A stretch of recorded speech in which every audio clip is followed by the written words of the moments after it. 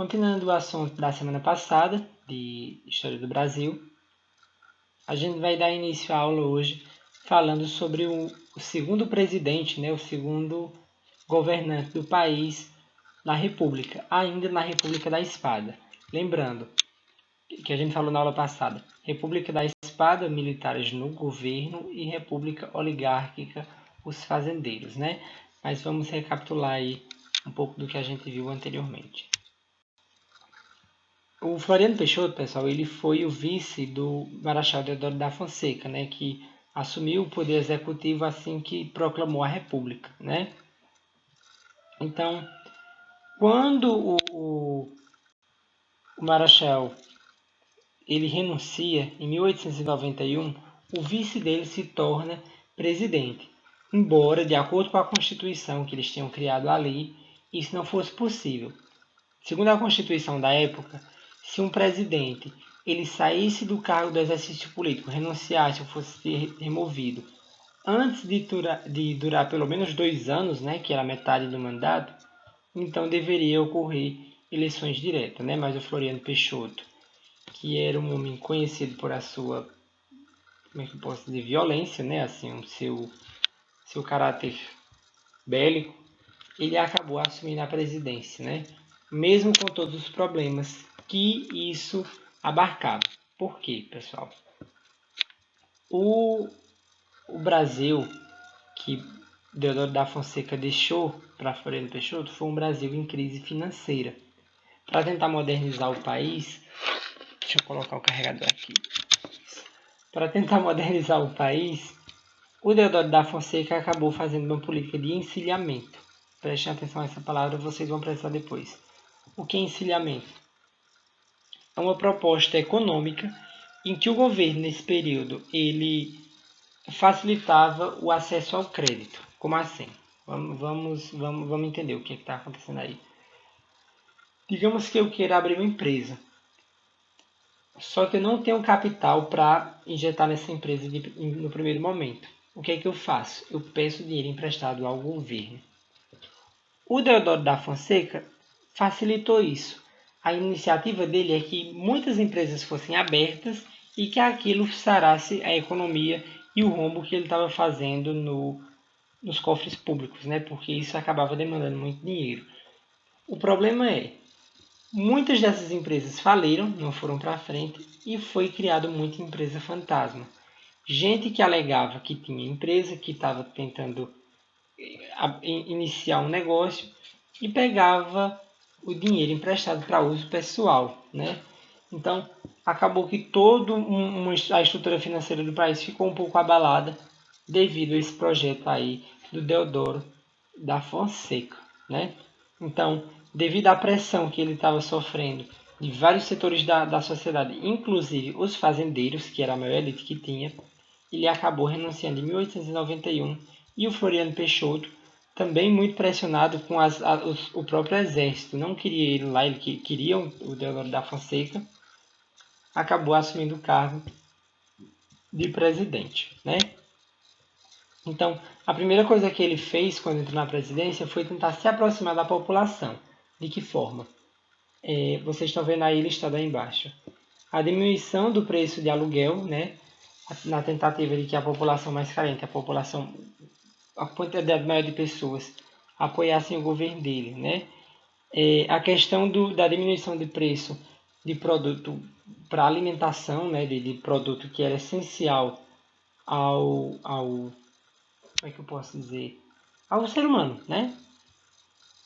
E também aquele investimento em indústria para tentar crescer a quantidade de emprego, Então, na economia, o Floriano Peixoto ele teve duas ações mais importantes que se excedem, Essa que eu acabei de falar, que foi o investimento na indústria para tentar aumentar a economia e emprego no país, e também a derrubada de imposto estrangeiro. O que era que acontecia? Deixa eu explicar também o que é isso. O Brasil, desde Dom Pedro II, ele tinha um certo tipo de imposto para tudo que fosse comprado de fora. Por exemplo, eu quero comprar de fora açúcar, um exemplo. Então, o que é que o governo fez? Para me obrigar a não comprar de fora, para aquele dinheiro que estava aqui dentro não sair, ele colocou mais imposto nas coisas que entravam aqui. Ou seja, tudo que entrasse de fora aqui ia ser muito mais caro. Isso era uma iniciativa do governo de fazer com que as pessoas comprassem aos próprios conterrâneos, né? Então, esses impostos eles seriam ampliados se fossem produtos estrangeiro e diminuídos se fosse um produto nacional. O Floriano Peixoto ele acabou derrubando isso e fazendo com que essa divisão ficasse paritária, né, de imposto. Para quê? Tanto para conquistar, para que as pessoas tivessem um fluxo maior econômico e também para melhorar a relação dele com os países europeus, né, com os países, com os Estados Unidos, entre outros. A ideia aí era que o Brasil também começasse a comercializar para fora, né? Uma coisa que ainda estava muito primitiva nesse período. As revoltas armadas foram uma série de revoltas que teve, né, no governo do Floriano Peixoto, mas que eu não vou explicar aqui porque vocês vão consultar o livro de vocês daqui a pouco. Então, pessoal, com o fim do governo do Floriano Peixoto, teve início essa primeira fase da República, né, que era a República da Espada. Lembrando que espada como uma arma, né, ela lembra a ideia de militarismo, de combate. Então essa primeira república, que teve esses dois presidentes, o Deodoro da Fonseca e Floriano Peixoto, fica conhecida então como República da Espada. Então a gente entra aí depois a República Oligárquica. Entra o primeiro presidente civil no governo brasileiro, o primeiro presidente votado, né, pela população. Então vejam só, minha gente. A primeira coisa que a gente tem que entender aí é a definição de oligarquia. O que seria isso? Oligarquia é como se fosse um grupo ou uma família que governa a política de determinada região, né? Então, esse período da República Oligárquica vai ser o período conhecido pelas grandes famílias que tomavam de conta de toda a política da nação, né? Então, a gente tem aí como os principais agentes políticos os fazendeiros, principalmente a elite cafeicultora, né? Que eles dominavam a economia brasileira e, portanto, a política também, né? Um ponto interessante que vocês têm que aprender aí sobre essa república oligárquica é a política dos governadores. O que é isso, né? Basicamente são cadeias de poder. Por exemplo, eu sou presidente, né? E eu quero que você do estado de Pernambuco consiga para mim a maior quantidade de votos possível. Tanto para mim ou quanto para o meu sucessor que eu estou apoiando, né? É uma política de troca. Em troca, tudo que você quiser fazer aí no seu estado, eu libero verba, eu permito, eu aceito, porque a gente vai ser companheirinho.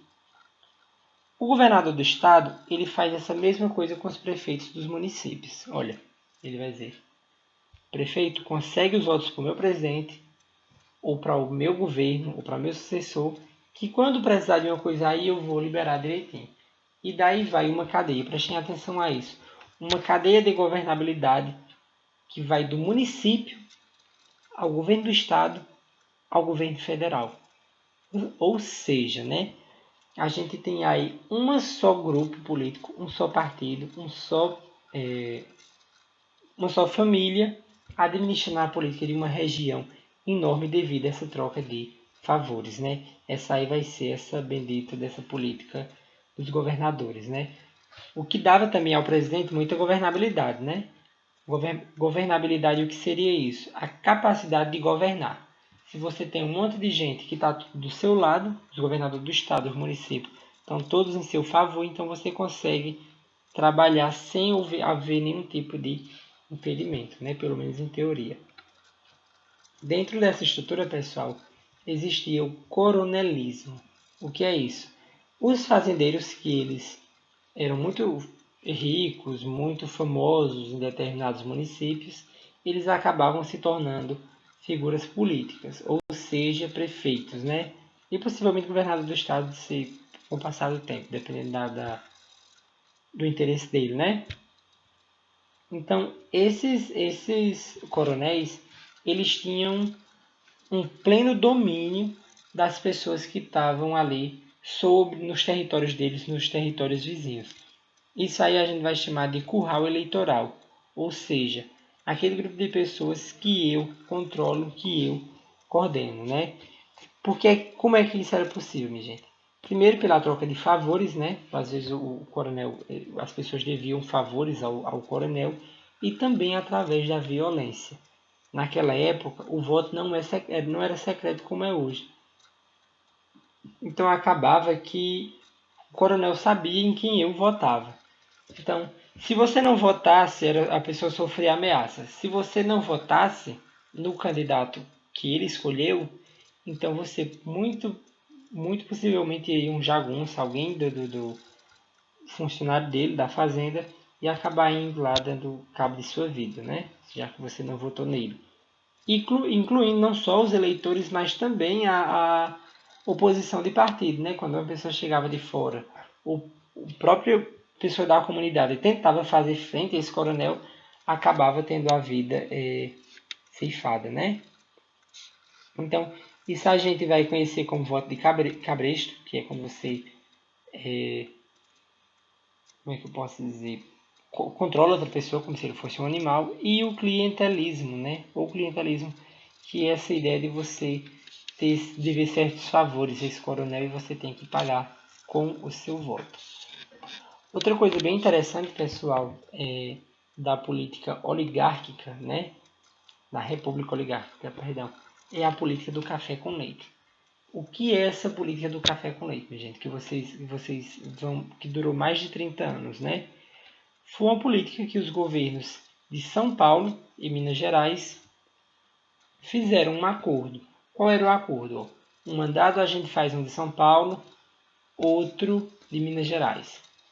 É como se os governadores dissessem assim: essa eleição é sua, de São Paulo. Você fica com ela. A gente vai incentivar o pessoal aqui a votar no seu candidato. Daqui a 4 anos, quando vier a outra eleição, vai ser a vez do meu presidente. Então fica nessa política de café com leite. Ou é São Paulo na presidência, ou é sempre São Paulo, ou é sempre Minas Gerais. Isso acabava gerando uma série de privilégios, de vantagens que São Paulo e Minas Gerais tinha, que era negada ao resto da população, no resto da nação. E por que é dado esse nome? Porque São Paulo e Minas Gerais eram os principais produtores de café e de leite, né? Então, por isso que deram esse nome de política do café com leite. Seguinte, pessoal, a hora de hoje ela está sendo bem curtinha, porque eu não queria misturar os assuntos.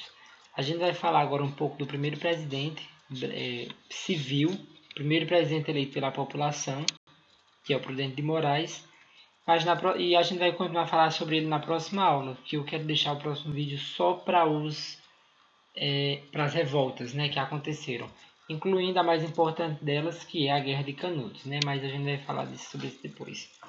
Então, pessoal, depois que acabou o mandato do Floriano Peixoto, né, entrou na cadeira presidencial o primeiro presidente civil, né, que foi o Prudente de Moraes. Ele ganhou assim foi o primeiro presidente eleito pela população, que só quem votava também era a elite, o pessoal rico. Ele ganhou com uma diferença gritante, ele ganhou com mais de 270 mil votos, enquanto o segundo lugar ficou só com 38 mil, né, algo desse tipo. Ele era paulista, ele fazia parte do PRP, né, Partido Republicano Paulista, e ele era apoiado, tinha um amplo apoio da elite cafeeira paulista, né, do pessoal que investiu na campanha dele para que ele fosse o presidente. Só que ele sofria muita pressão assim que ele chegou, além da crise financeira, dos problemas que ainda remontavam desde o Império. Ele pegou muita pressão de grupos que não queriam ele na presidência, né? Os próprios instituições da organização do país não queriam eles na presidência. Os próprios militares também eram um dos grupos que não gostavam muito da ideia. Tinha os florianistas, ou seja, aquele pessoal que acreditava que o Floriano Peixoto deveria continuar no governo. Os monarquistas, acredite se quiser, né, que ainda tinha gente que achava que a república era um erro, que deveriam voltar para a monarquia, né? E nesse governo dele, perdão a mudança de assunto, o último ponto que eu coloquei aí é a política internacional, que dizem, a gente tem conhecimento através de documentos, que ele foi muito bom nesse sentido. Por quê? Bom no sentido que ele fez grandes coisas, né? Ele acabou com um conflito que o Brasil tinha com a Argentina devido a questão de território, né? Que a Argentina queria trechos que eram do Brasil e ele acabou entrando em acordo com o governo argentino. E voltou também a ter uma boa relação com Portugal e com a Inglaterra, ok? Então, no próximo vídeo a gente vai falar sobre as revoltas e os conflitos armados que ele teve que enfrentar, ok? Então vamos lá na sala de aula, tchau, tchau e até a próxima.